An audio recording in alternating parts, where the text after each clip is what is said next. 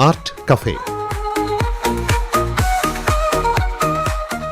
കലയുടെ സംസ്കാര സമന്വയ മുദ്രകൾ.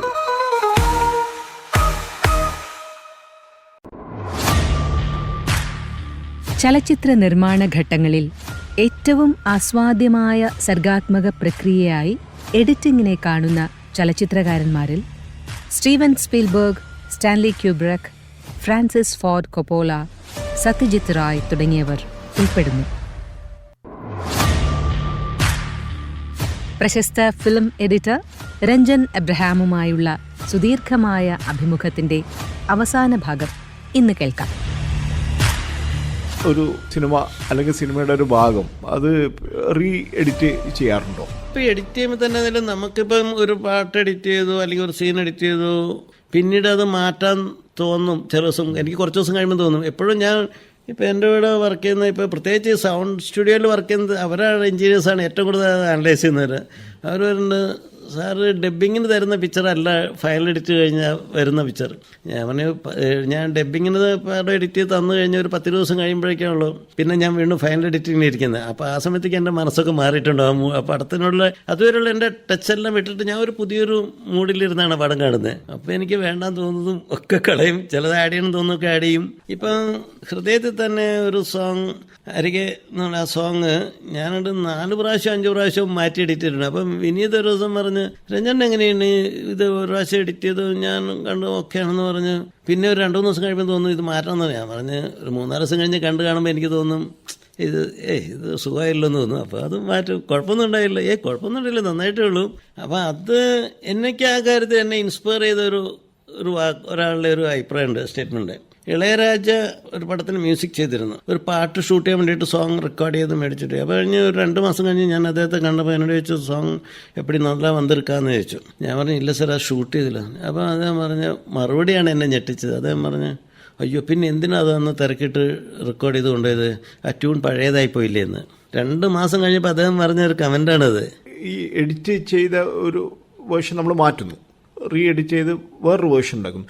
ഈ വേർഷൻസ് മൊത്തം നമുക്ക് സേവ് ചെയ്യാനുള്ള സംവിധാനമില്ലേ? പറ്റുമല്ലോ, തീർച്ചയായിട്ടും സാധിക്കും.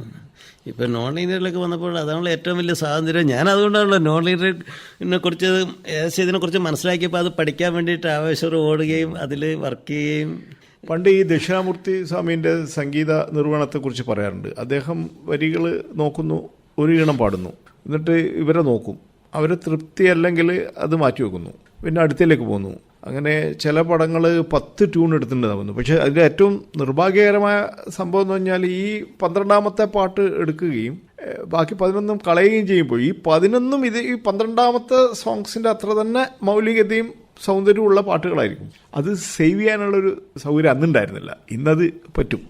ഇനി നമുക്ക് കുടുംബകാര്യങ്ങളിലേക്ക് വരാം. പേരാവൂർ മൂലകുടുംബം തൊട്ട് ഇപ്പോഴുള്ള കുടുംബത്തിനെ കുറിച്ചിട്ടൊക്കെ ഒന്ന് പറഞ്ഞേ. പേരാവൂർ എൻ്റെ ഫാദർ ഹൈസ്കൂൾ ടീച്ചറായിരുന്നു. അത് ഹൈസ്കൂൾ ഹെഡ് മാസ്റ്ററായിട്ടാണ് റിട്ടയർ ആയത്. അവർ മൂവാറ്റൂർ ആരക്കുഴയിൽ നിന്ന് അവരിങ്ങോട്ട് മലബാർ കുടിയേറ്റത്തിൽ കയറി വന്നതായിരുന്നു. അച്ചാച്ചൻ്റെ പഠിപ്പിച്ച സ്കൂളിൽ തന്നെ ഞാൻ അദ്ദേഹത്തിൻ്റെ ക്ലാസ്സിൽ തന്നെ 1 വർഷം പഠിച്ചിട്ടുണ്ട്, 10ാം ക്ലാസ്സിൽ. കുടുംബം പറയുകയാണെങ്കിൽ ശരി, ഞങ്ങൾ 9 മക്കളുണ്ടായിരുന്നു. അതിൽ മൂത്തയാളാണ് ഞാൻ. പക്ഷേ ആ 9 പിള്ളേരുണ്ടായിരുന്നതിൻ്റെ ഒരു സ്ട്രെങ്ത് ഭയങ്കരമാണ്. ഇപ്പോഴും ഞങ്ങൾ ആസ്വദിക്കുന്ന കാര്യമാണ്. ഇന്നലെയും ഞാൻ വീട്ടിലൊരു ഗാദറിങ്ങിന് വന്നതായിരുന്നു. ഞങ്ങളെല്ലാവരും കൂടെ കൂടുമ്പോൾ ഒരു ആഘോഷം ഭയങ്കര തന്നെയാണ്. അപ്പോൾ എനിക്ക് വരുമ്പോൾ വെച്ചാൽ എനിക്കൊരു മോളേ ഉള്ളൂ. അതിൻ്റെ ഒരു വിഷമം മനസ്സിലാക്കുന്നതെന്ന് വെച്ച് കഴിഞ്ഞാൽ, ഇപ്പോൾ മോള് വൈഫിൻ്റെ അടുക്ക് പലപ്പോഴും പറയാറുണ്ട്, മമ്മിക്ക് ഒരു സുഖമില്ലെന്ന് പറയുമ്പോൾ എത്ര പേര് മമ്മീനെ വിളിക്കാനുണ്ട്, എന്നെ വിളിക്കാൻ ആരും ഇല്ലല്ലോ എന്ന്. ഈ ഒറ്റയ്ക്ക് വരുന്ന പിള്ളേരെക്കാളും മാനസികമായിട്ട് എപ്പോഴും ആരോഗ്യം കൂടുതലുള്ളത് 2-3 കുട്ടികളുള്ള വീട്ടിലെ കുട്ടികൾക്കായിരിക്കും മാനസികമായിട്ട്. അവർ അതുപോലെ ഭയങ്കര ഇന്നത്തെ പല ഏറ്റവും എനിക്ക് ഇന്ന് സങ്കടം വരുന്ന പല കാര്യങ്ങളും വെച്ചാൽ ആൾക്കാരൊക്കെ പെട്ടെന്ന് ഡിപ്രസ്ഡ് ആയി പോകുന്നു. മാനസികമായിട്ട് അവരൊരു സ്ട്രെങ്ത് ഉണ്ട്. ഞാനൊക്കെ ഇപ്പോഴും തീപ്പരി മാതിരിയാണ്. ഈ എഡിറ്റേഴ്സ് തന്നെ, ഈ പുതിയ എഡിറ്റേഴ്സിൽ പലരും സംവിധായകരായിട്ട് മാറിയിട്ടുണ്ട്. നേരത്തെ രഞ്ജൻ പറഞ്ഞു എനിക്ക് പേടിയാവുന്നു, പക്ഷെ അവരെ വളരെ നിർഭയരായിട്ട് വരുന്നുണ്ട്. അതെന്തുകൊണ്ടായിരിക്കാം? അത് അവർക്ക് ധൈര്യപൂർവ്വം ചെയ്യാൻ പറ്റുന്നുണ്ട്. അതിനുള്ള സാഹചര്യം ഒന്നാമത് ഒരു സത്യം പറയാമല്ലോ, എൻ്റെ ഒരു മെയിൻ റീസൺ എന്ന് പറഞ്ഞാൽ, ഇപ്പം ഞങ്ങളുടെ ഒരു കാലഘട്ടം എന്ന് പറഞ്ഞാൽ നമുക്കൊരു പടം ചെയ്യുമ്പം അത് ഇന്നിപ്പം സിനിമയിൽ നിന്ന് മാത്രമല്ല മൊത്തം ലോകത്തിൽ തന്നെ വന്നിട്ടുള്ളൊരു മാറ്റമാണ്. പണ്ട് പരാജയങ്ങൾ വലിയൊരു പ്രോബ്ലം ആയിരുന്നു എല്ലാവർക്കും, ഇല്ലേ? ഒരു തെറ്റ് പറ്റുന്നത് ആർക്കും സഹിക്കാൻ പറ്റില്ല. ഓരോ മിസ്റ്റേക്ക് പറ്റിക്കഴിഞ്ഞാൽ അയാൾക്ക് അത് തിരുത്താനുള്ളൊരു അവസരം കിട്ടുക തന്നെ വളരെ കുറവായിരിക്കും. പക്ഷെ ഇന്നിപ്പോൾ അങ്ങനെയല്ല. ഇന്നൊരു പരാജയം അല്ലെ തെറ്റല്ലാതെ വരുന്ന ഒരു കാലഘട്ടമാക്കി കൊണ്ടിരിക്കുകയാണ് ഇല്ലേ. ഈ പോസിറ്റീവ് തോട്ട്സ് ഉണ്ടാകുന്നുള്ള വലിയ പ്രധാനമായിട്ട് എനിക്ക് ഭയങ്കര വിഷമം തോന്നാറ്. ഇപ്പോൾ പെട്ടെന്ന് എല്ലാവരും തളർന്നു പോകണം. ഒരു പരാജയം, ചെറിയ പരാജയം പോലും ആർക്കും സഹിക്കാൻ പറ്റുന്നില്ല. ചെയ്തതിൽ ഏറ്റവും പ്രിയപ്പെട്ട ഒരു സിനിമ ഏതായിരിക്കും, അങ്ങനെ പറയാൻ പറ്റുമോ? അല്ലെങ്കിൽ ഒരു പറ്റം അത് ബുദ്ധിമുട്ടായിരിക്കും. കുറേ സിനിമകളുണ്ട്. അത് തീർച്ചയായിട്ടും ഒത്തിരി സിനിമകളുണ്ട്. ഓഫ് കോഴ്സ് ഒരു മറ തുറക്കാൻ ഫസ്റ്റ് പടം തീർച്ചയായിട്ടും സ്പെഷ്യലാണ്.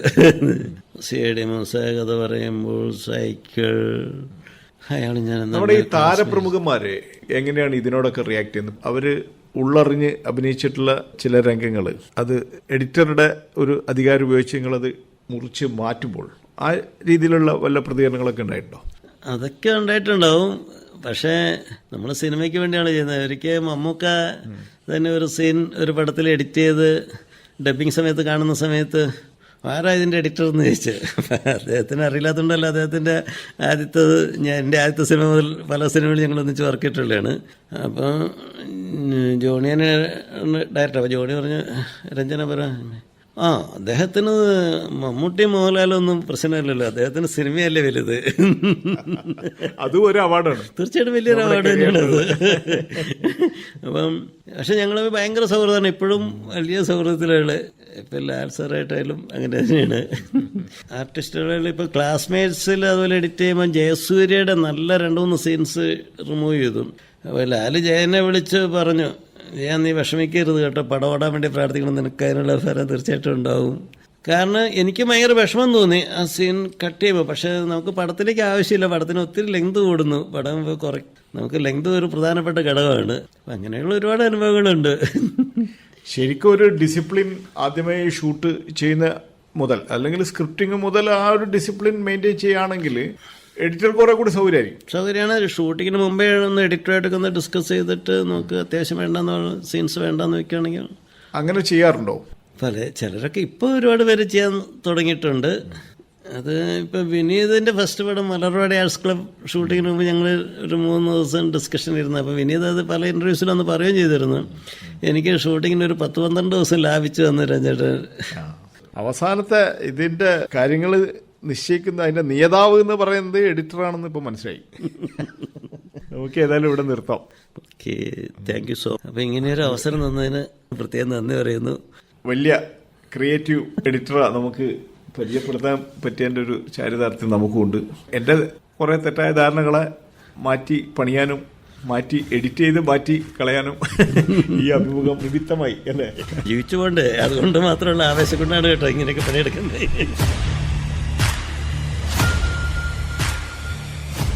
പ്രശസ്ത ഫിലിം എഡിറ്റർ രഞ്ജൻ എബ്രഹാമിന്റെ അനുഭവങ്ങളും നിരീക്ഷണങ്ങളും ഉൾക്കൊള്ളിച്ചുകൊണ്ടുള്ള സുദീർഘമായ അഭിമുഖം ഇവിടെ പൂർണ്ണമാകുന്നു. അഭിമുഖം നിർവഹണം KV ശരത് ചന്ദ്രൻ. നിർവഹണ സഹായം SR മായ.